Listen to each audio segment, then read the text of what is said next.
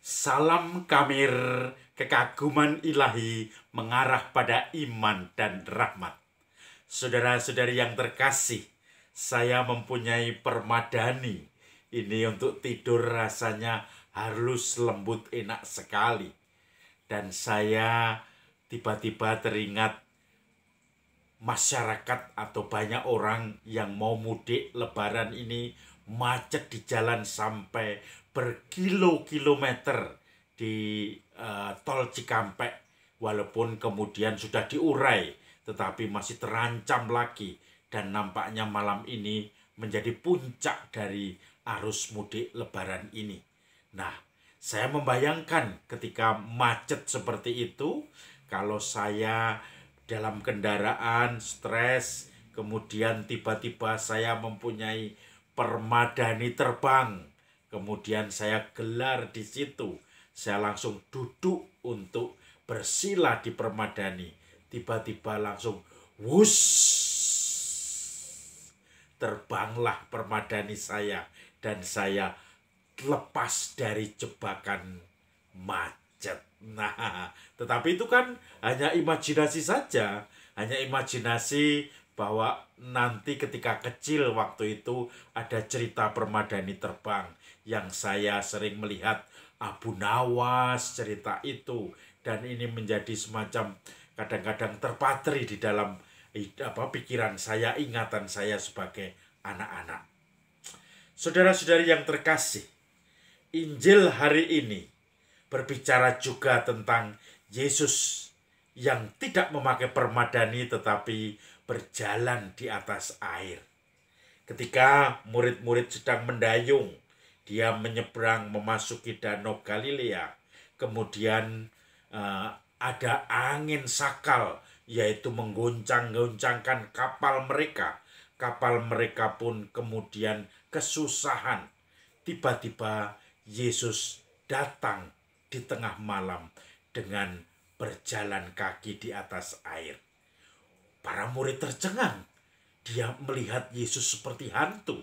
Mereka pun curiga dan tidak mengenal siapa dia. Langsung dia berteriak seperti melihat hantu. Tetapi kemudian Yesus pelan-pelan mendekat. Ini aku, menunjukkan diri. Dan akhirnya Yesus naik ke perahu dan mereka pun percaya. Tiba-tiba angin sakal itu hilang. Perahu menjadi tenang karena angin topan sudah reda. Saudara-saudari yang terkasih, para murid mempunyai dinamika dari melihat sesuatu yang berjalan di atas air.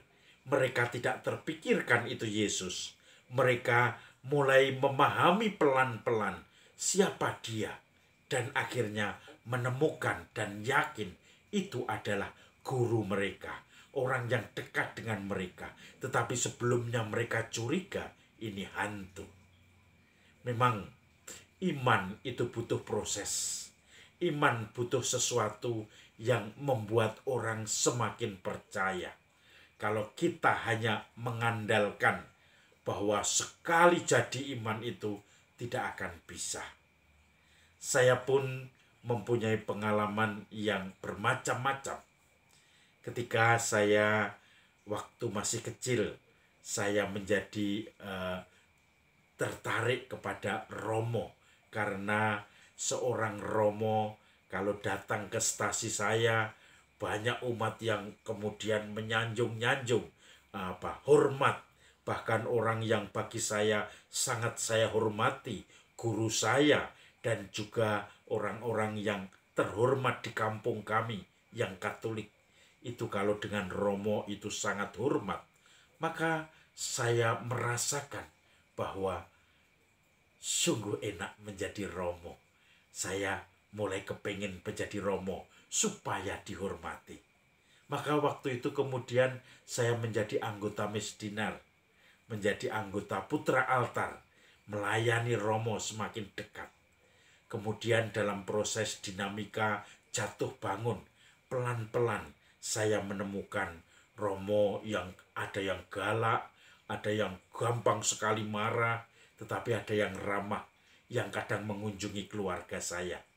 Dan ini yang membuat saya menjadi penilaiannya mulai berpikir, ternyata tidak semua romo saya hormati. Tidak semua romo itu sangat baik.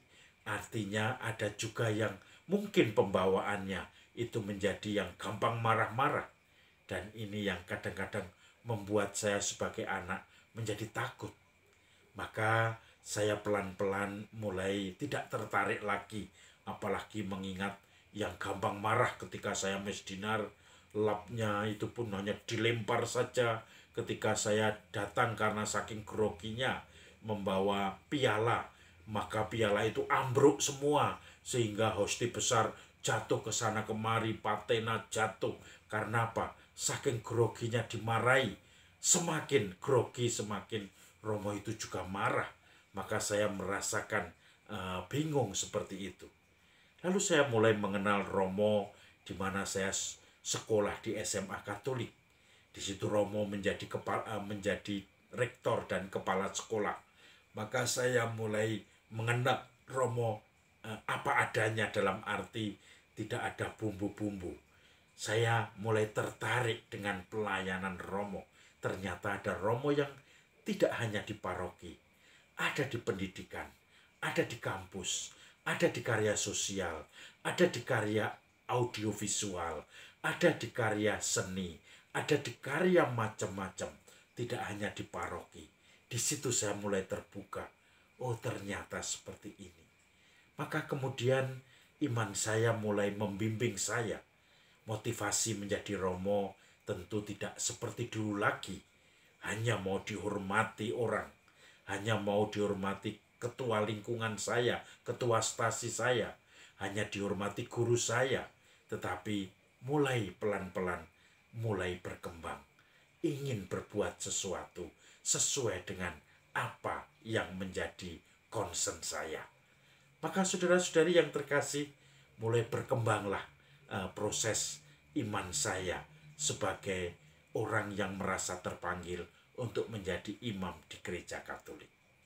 Nanti ketika sudah merasakan pendidikan calon imam di seminari, banyak sekali kekecewaan, banyak sekali konflik, banyak sekali perbedaan-perbedaan pendapat ditetapkan dengan realitas yang ada, dengan tuntutan studi, tuntutan karya.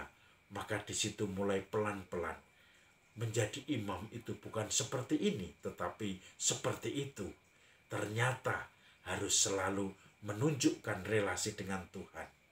Maka disitulah pelan-pelan didewasakan iman saya. Saudara-saudari yang terkasih, saya yakin Anda semua pelan-pelan juga didewasakan iman kita semua.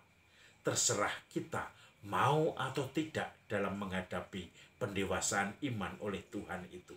Apakah kita selalu curiga dan mengatakan saya tidak mau, kamu hantu? Atau pelan-pelan saya merangkul Yesus, Tuhan yang menjadi guru sejati saya, yang memberikan pencerahan dalam hidup saya.